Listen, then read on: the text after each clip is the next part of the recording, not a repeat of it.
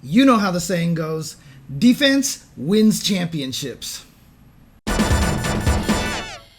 It's time to learn about defense here on First Attack with your host, James Chen, aka Jay Chenzor. So far, I've been talking a lot about concepts about how to learn moves and, choosing which moves to use to try to poke at your opponent and such. But, before we get on all of the episodes about how to attack and open up your opponent, we got to address the elephant in the room here, and that is defense, because defense is one of those things that's so vital to fighting games, but very few beginners actually focus on. And I get it, because defense isn't exactly the most fun part of fighting games, right? You're blocking, or you're, just kind of like, oh my gosh, cowering, and it's not fun. You don't feel like you're in control of the match at all. But here's the harsh truth.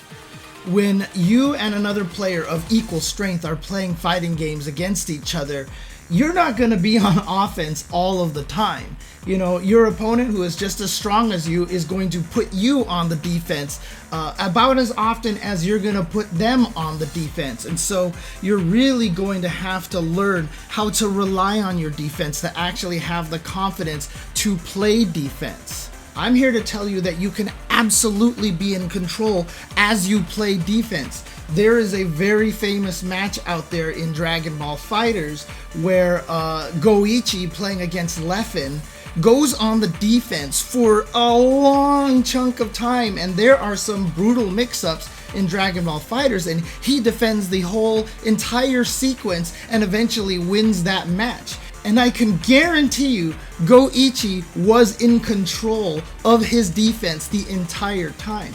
You don't have to feel like you're panicking or you don't have control while you are playing defense. And that's one of the important things to understand. The more calm you are on defense, the better your defense will be. Now, of course, defense means very, very different things between different games, right? So in a more footsie neutral based game like Street Fighter 6, blocking is a valid form of defense, and you can rely on your own blocking to be able to escape a lot of the mix-ups that your opponent is going to try to hit you with, right? In other games like Marvel and Guilty Gear, the mix-ups are so intense in that game that blocking is kind of like the last line of defense. Like, that's just, what? I hope I block this kind of thing. And, you're going to try to rely on surviving in that situation. But the proper defense in a lot of these more mix-up heavy games is actually the movement. I've talked about movement before. The whole concept of don't be there. I played Marvel vs. Capcom 3 against one of the best players I've ever fought against, a player named Flo, aka Floji-san, and he would hit me with this mix-up in Marvel, and I just kept asking, how do I defend against this? And he basically said, don't be there. And this blew my mind. I didn't understand it, and now I get it. You don't want to put yourself in that position where you have to eat that mix-up. So in games like Guilty Gear, where you have air dashes and double jumps, and Marvel, where you have super jumps, etc., and you have a lot more movement options, movement becomes a more powerful defense. But obviously, as I said, in a game like Street Fighter, you don't have as many movement options, but it still applies. One of my favorite examples is in Street Fighter V. There was one particular distance that Armika, one of the characters in the game, wanted to get into. She really wanted to get into a specific range against you. Remember, I've talked about fighting games are about ranges, right? There was one range where she was particularly strong, and if you put yourself in that range, or you let her bully herself into that range, you're gonna have a bad time. So the answer to fighting Armika a lot of the time was just don't be at that range. Don't be there to have to deal with that kind of situation. So there are going to be a lot of axioms today, and the first Jay Chenzor axiom for today is this: there are times that you are going to have to think about defense as opposed to trying to attack or even panicking when the opponent gets in on you. That last part about panicking is very important because, again, the more you panic on defense, the easier it is you are to predict. So you're just doing the work for your opponent completely. Panicking is the absolute key to dying on defense. So if you're not supposed to panic on defense, how do you get to the point where you can actually stay a little calmer on defense? Well, first of all, look, it's always nerve-wracking to be on defense, so that's okay.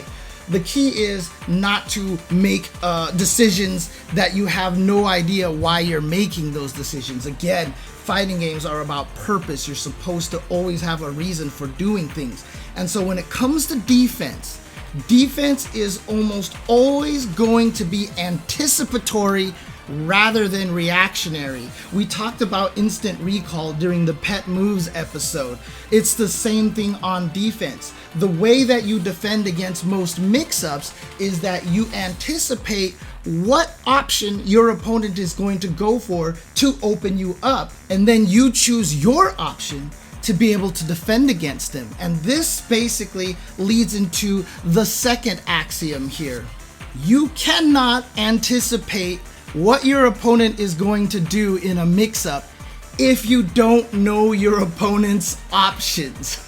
If you are getting opened up really badly by a character, take the time to learn that character's options.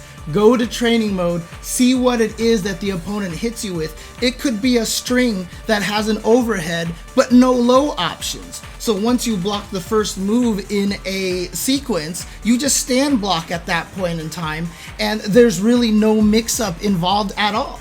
The only reason why you're getting hit by the overhead is because you didn't know the overhead was a possibility at that particular moment. So again, studying your opponent's options is the number one way to learn how to stay calm on defense, because now you know what you're looking for, and as soon as you see them, again, it's not about reacting, it's about anticipation.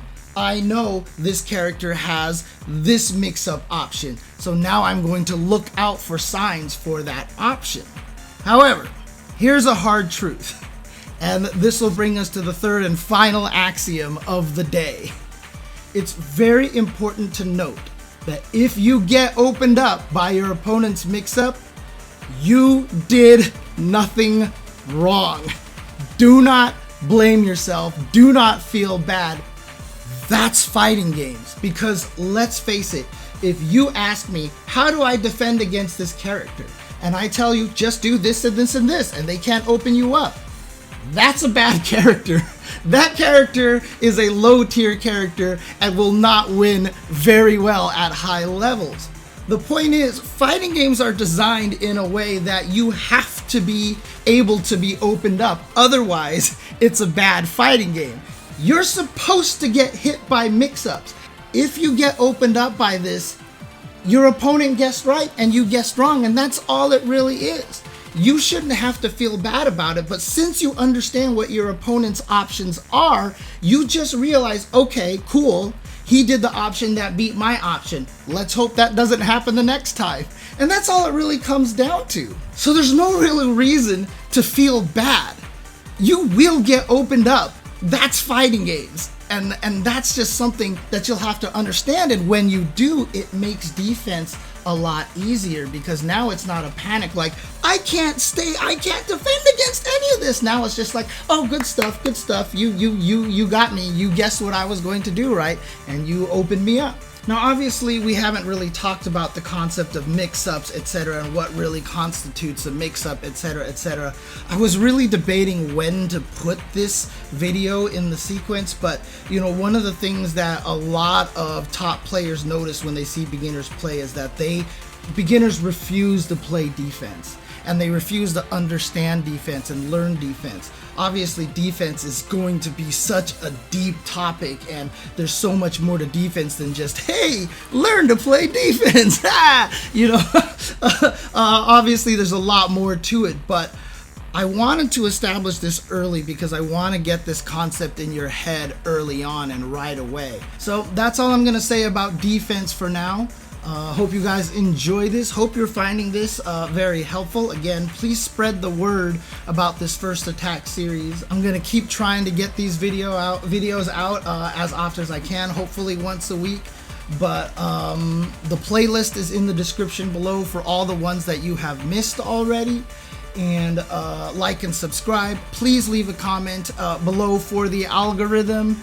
And remember that you cannot KO your opponent without your first attack. Thank you very much, and see you guys next time.